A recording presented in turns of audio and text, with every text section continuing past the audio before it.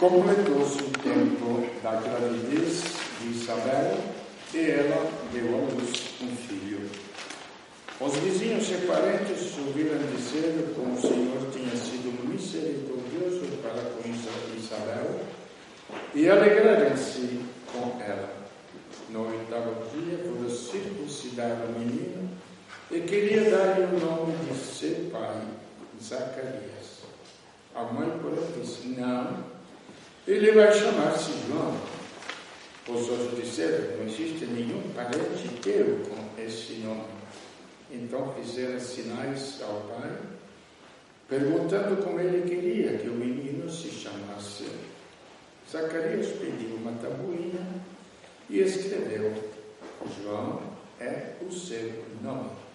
E todos ficaram admirados. No mesmo instante, a boca de Zacarias se abriu, sua língua se soltou e ele começou a louvar a Deus.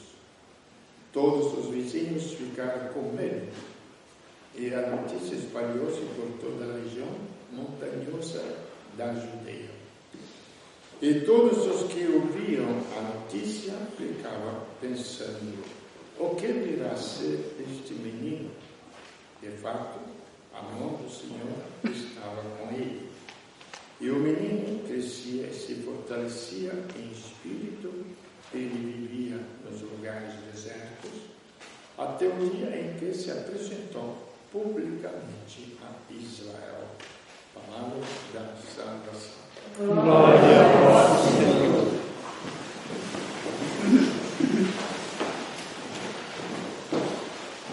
Bom, nós estamos vendo toda uma história que se desenrola. E o que quer dizer é uma história? São fatos, acontecimentos, realidades visíveis na Terra. Porque as invisíveis nós podemos captar com a alma, mas até a alma chegar a enxergar alguma coisa deve ser muito purificada. Então não estamos nessa situação feliz da vida, né? Precisamos passar por muita purificação para chegar a ver a Deus. Aí nós veremos o princípio de todas as coisas e o fim também de todas as coisas. Então esta história que se desenrola na Terra, passa os anos, os tempos, um povo eleito, o povo de Israel, que ele escolheu para preparar tudo. Para quê? Para ele, o próprio Deus, o Verbo que criou todo o universo. Tentaremos de explicar um pouquinho hoje isso. Assumisse a nossa natureza humana, assumisse a história humana. É nele que a nossa vida se transforma em história. Fora dele, são acontecimentos que vão para frente. O que quer dizer a história? Ela tem um começo, uma continuação e tem um fim. É um projeto. E este é o projeto de Deus, em Cristo. Quando Ele, o próprio Verbo, espera em Cristo. Aí nós vemos, nesta festa de hoje, São João Batista, como ele preparou, até para anunciar o próprio Filho. Não caiu Jesus Cristo, não caiu na terra de paraquedas. Quando leio os escritos, às vezes, jornais, que hoje em dia se critica tudo. Antigamente não tinha ateus, entre aspas, aqui no Brasil, né? Agora já tem 8%. Né? Pode ter até mais. Talvez 80%, 90%. Que o ateísmo não é uma questão de crer em Deus, e basta. Tanto faz. Ele está lá, eu estou aqui, bons vizinhos, ninguém briga com ninguém, ele não vai se intrometendo na minha vida. Ao máximo, quando acontece alguma coisa mais chata, mais dolorida, meu Deus, me acude. Aí um grito mais ou menos do interior da vida, mas pelo resto, cada um vive a sua vidinha. A vida de Deus não é vidinha, é vida. A nossa é vidinha, entendeu? Então, esta forma religiosa não existe. Que não é religião, não é fé. Muitas vezes, é coisas culturais que nós recebemos como herança, ouvimos falar, e aí por diante. E quando nós podemos ver nesse processamento da existência, que acontecem casos reais. Deus deixa Isabel ficar velha, seu marido, não tinha filhos, para ver, porque Ele, Deus, que é o princípio de tudo, é o fim de tudo. Prestemos atenção a isto. Ele faz as coisas.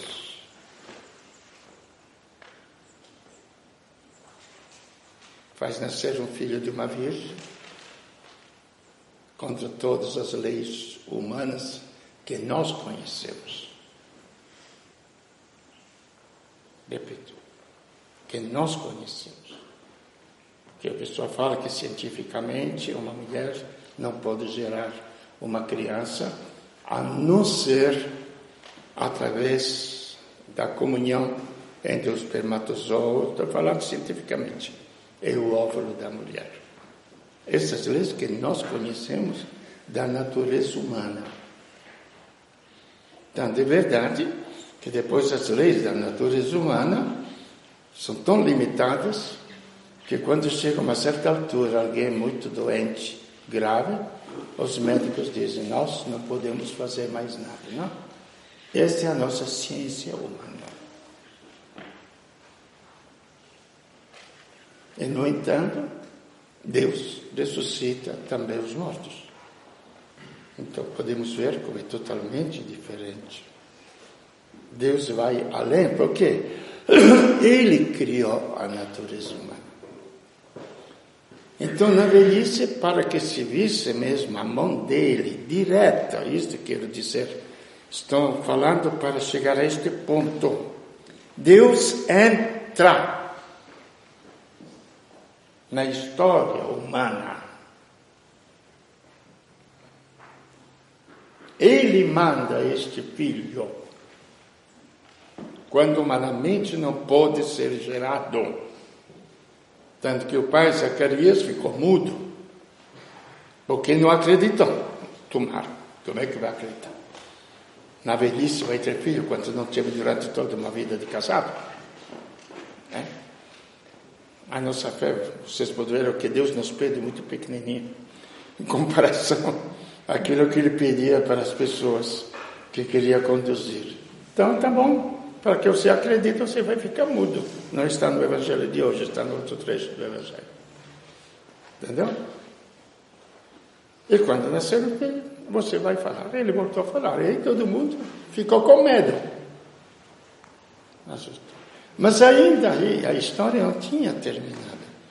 Porque esta criança, ela foi mandada, preparada por Deus, para anunciar ao povo de Israel o próprio Filho de Deus, que seria o próprio Deus que teria o nome de Jesus, Emmanuel, o Deus conosco. Prestemos bem atenção a isso. O Deus conosco. O Deus que faz também a nossa história conosco. Nós podemos ver a nossa vida, como já falei antes. fora de Deus, livre de fazer.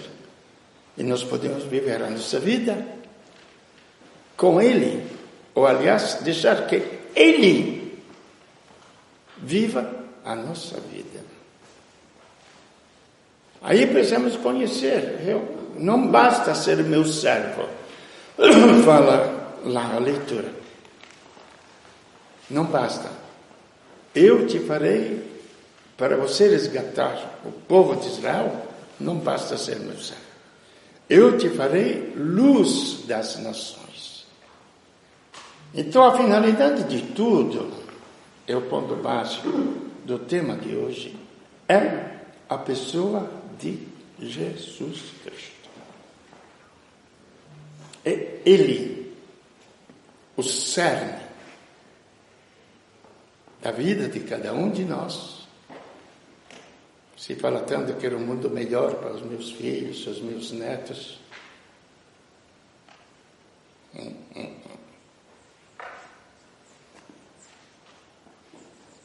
Nem vão vir os netos, porque os jovens já não querem mais filhos. Gente, é só não querer ler a história.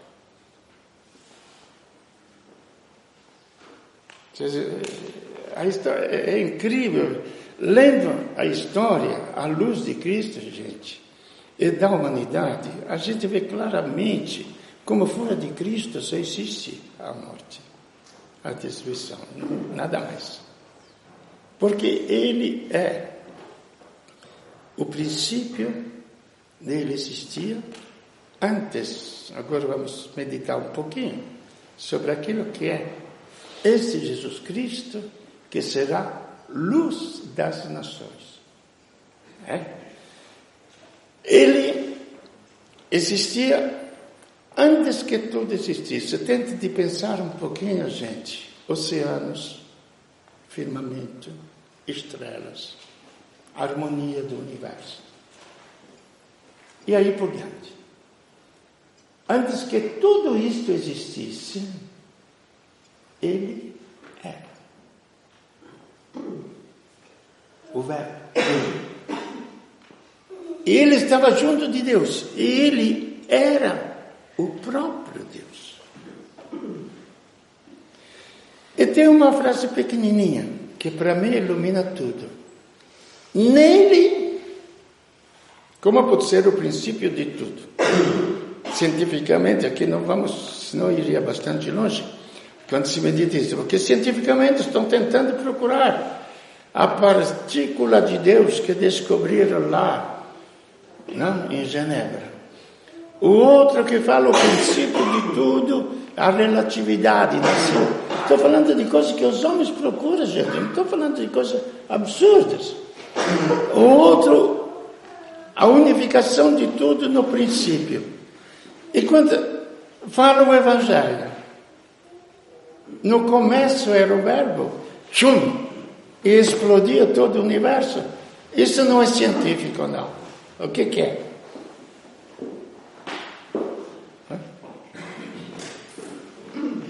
É científico somente aquilo que nós enxergamos com nossos olhos. Materialismo burro, não é? É científico, sim. É crer que Ele é o princípio de tudo. E nele havia a vida. E a vida era a luz que ilumina todo homem que vê a este mundo. Aqui vem mais um estudo muito real, muito prático. Gente, estou vendo como é bonito meditar as coisas de Deus, praticamente. Porque até o camponês, até a pessoa que planta as coisas, vê brotar a vida. Vai esmagar a semente. Tem alguém de vocês que planta? Esmaga a semente, encontra a vida. Tem vida na semente? Encontra. Não. O que é esse bendita coisa da vida.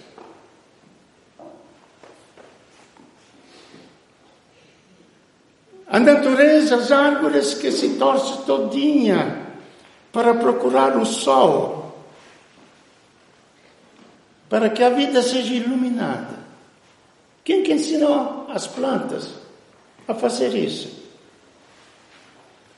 Os animais que fazem milhares de quilômetros para voltar às origens, para se reproduzir.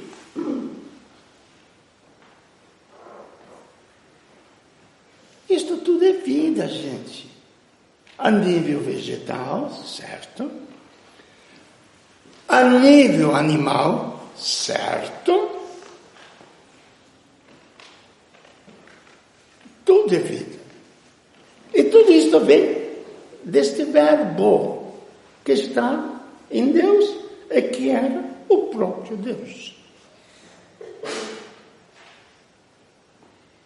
A gente fala as leis da natureza. Mas, meu Deus do céu, cadê as leis da natureza? Se nós admitimos que ele é o princípio de tudo, é bom até ter na mente, sabe, meditar e pensar, pelo menos para mim, amplia o sentido das coisas com a inteligência. Porque nós vivemos também com os pensamentos, ou não? Aliás, a maioria das vezes, vivemos de pensamento que nos angustia, porque alguma frescura entra na minha cabeça, aí fica angustiado o tempo todo. Ou um pensamento do medo entra na cabeça, entendeu? Então nós vivemos com o pensamento, gente. Nós somos uma simples espécie de reprodução vegetal.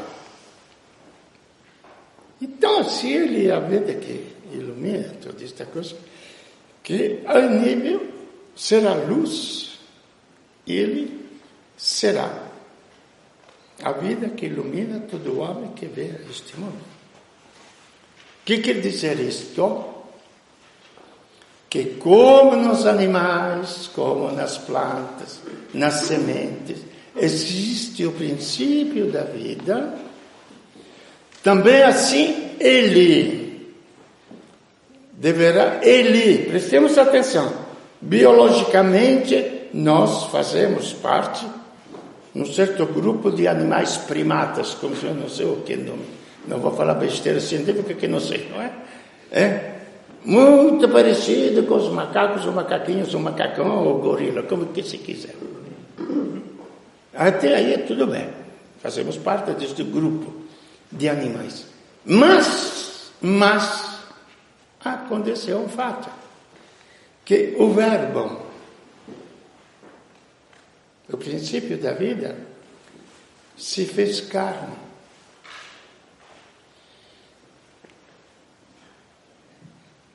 Se juntou à carne humana. Onde vocês podem ver, eu vou falar, não interessa, que se pensa de encontrar Deus, o templo, onde Deus habita. Reconstrói-se o templo de Salomão, vira falar, não é? Lá em São Paulo. Com 3.000 anos de atraso. Quando o próprio Salomão falou, gente, isto é história, pelo amor de Deus. E depois se dizem cristãos, o pior é isto. Que se fosse muçulmanos, pagãos, ainda. Mas que raio de maneira de ler o Evangelho é este? E o povo corre lá, que diz que lá vai encontrar Deus.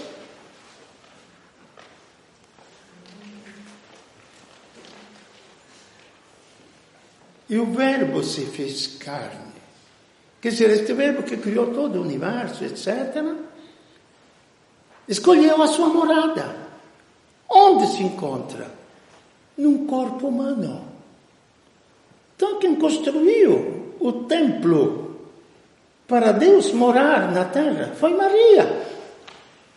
Só. Ela construiu o corpo de Deus, para Deus. Simples. Não sei para que complicar as coisas. Você não quer encontrar Deus nele? Está certo. Já quando ele viveu na terra, como pode um simples carpinteiro ser Deus? A última pergunta, antes de ser condenado à morte, fale, pelo amor de Deus, já que o acusava de um monte de besteiras por aí, pelo amor de Deus, fale o quê? Você é filho de Deus ou não é filho de Deus? Eu sou. Eu virei depois julgar o universo inteiro. Está vendo? Blasfemo. Está certo. Então não aceitaram que Cristo era filho de Deus. Que era o próprio Deus. Então quando se olha o crucifixo, gente, não pode ser uma figa que se carrega no pescoço, não. Não é. Para tirar o mal olhado. Aquele homem é a morada de Deus. É o próprio Deus. O próprio Deus. Então ele vive em ver. Aí a nossa condição de primata, que depois a ciência nem descobriu ainda como é que o ser humano se tornou o pulo entre a animalidade, que nós carregamos juntos, como todos os animais, e a inteligência, ainda não descobriram. Imagina o pulo entre a animalidade, a inteligência e a divindade, o princípio que criou todo o universo, que se comunica à nossa vida. Um pouquinho, o povo tem intuição disso, porque até briga para batizar as crianças, não é? É verdade? Nós vamos ver o lado positivo disso. Não sei por que briga para batizar as crianças, não sei para dar sorte ou o quê. Se pelo menos tivesse um conhecimento que naquele instante a criança vai ser gerada em Deus. Não vou dizer vai renascer. É gerada em Deus. Por que falo esta palavra? Porque nós, quando não existíamos absolutamente, fomos gerados do nada por alguém que tinha vida, que foram os nossos pais. Então, quando se batiza a criança, o adulto, do nada, do não ser, Deus é gerado por Deus. Simples, fácil. Porque como não somos nós que nos geramos, mas são nossos pais. Assim Deus nos gera. Aí este princípio divino em cada um de nós deveria se tornar a luz que movimenta todos os nossos passos. Por que ela não age?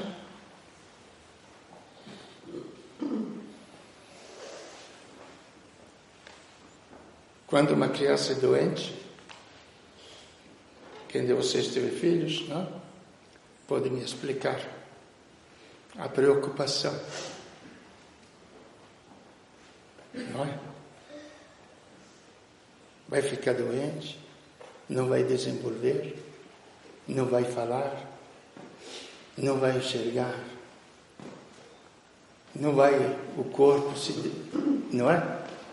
Não são as preocupações de vocês, isso? Uma doença. Doutor, que doença tem? Quais serão as consequências desta doença?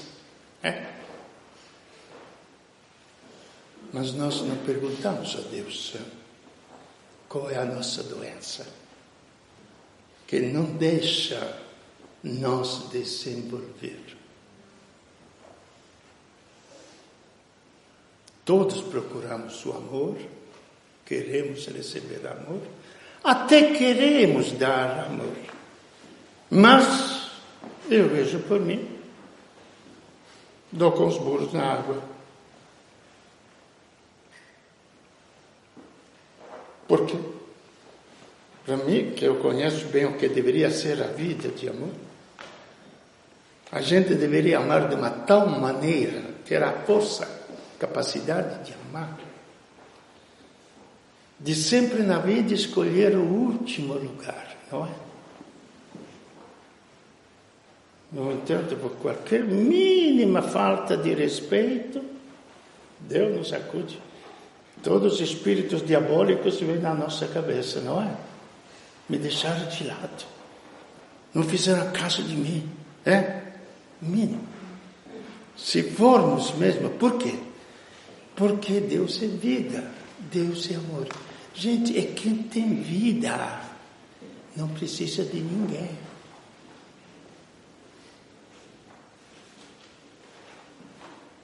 Sabe quem precisa da atenção dos outros, etc.? Que não tem amor. Quem tem amor é como uma fonte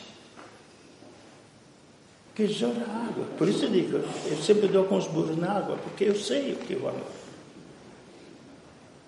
Na fonte, poder beber um bêbado, um delinquente, uma pessoa santa, ela não está nem aí. Ela simplesmente joga água. Por que não acontece isso? Repito, com as boas vontades que gostaríamos de ser isso. Entendeu? Por causa deste pecado. Aí, como Cristo, Deus se fez homem, tinha que redimir o mundo. Mas como é que faz? Para enxertar neste mundo a sua vida em plenitude. Ele fez uma cirurgia universal. A cruz. A cirurgia de Deus para o universo inteiro. Ele assumiu sobre si, dentro de si, todos os males da humanidade. E como o mal tem que ser rejeitado, ele foi rejeitado. E foi crucificado até fora da cidade. O Calvário está fora dos muros de Jerusalém. Porque já antigamente se fazia o famoso bode expiatório. Uma vez por ano, pegava um bode, todo mundo cuspia nele, não sei o que besteiras que faziam, batiam nele, e depois jogava ele para morrer fora da cidade. Assim, ele carregava todos os pecados da cidade, fora da cidade. Então a cidade se sentia livre. E Cristo foi o bode expiatório. Mas, tem um pequeno mas. Tudo isso teria destruído ele, não é? Tudo quanto é cedido, físico, moral, psiquicamente, e por muito menos se entra em depressão, não é? Nele havia a vida.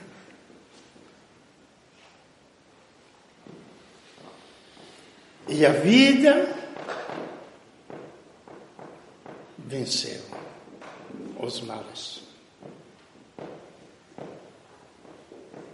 A ressurreição não é simplesmente um espetáculo, é uma realidade.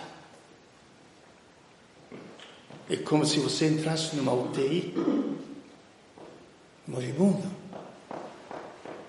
Um médico, meio louco, vem lá e fala, não é a doença que vocês estão indicando aqui, é outra doença, já aconteceram fatos que me falaram. Mudou de remédio. O homem saiu da UTI. Este é o sepulcro de Cristo. e a ressurreição de Cristo. Porque nele havia a vida. E nos primeiros tempos, quando foi anunciado o cristianismo, não havia instituições, não havia paróquias, não havia nada. Depois se organizaram os grupos e igreja, que a igreja não era o templo, a igreja era a comunidade. A eclesia era a comunidade. Tá?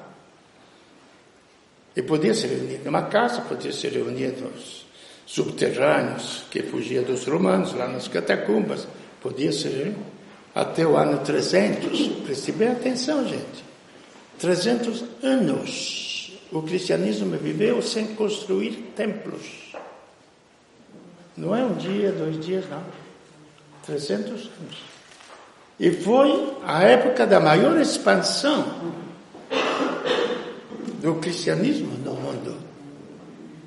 Era pela palavra e pelas comunidades que viviam Cristo. Isso se estendeu depois no mundo inteiro. Então não basta ser o meu servo, eu te farei luz das nações. Então este Deus, princípio da vida, meio da vida, que é a história humana, fim da vida, porque o universo inteiro, essa é a certeza que nem as bombas coreanas, nem as bombas americanas, nem as potências atômicas poderão destruir. A história é outra. A história tem um nome, se chama Jesus Cristo.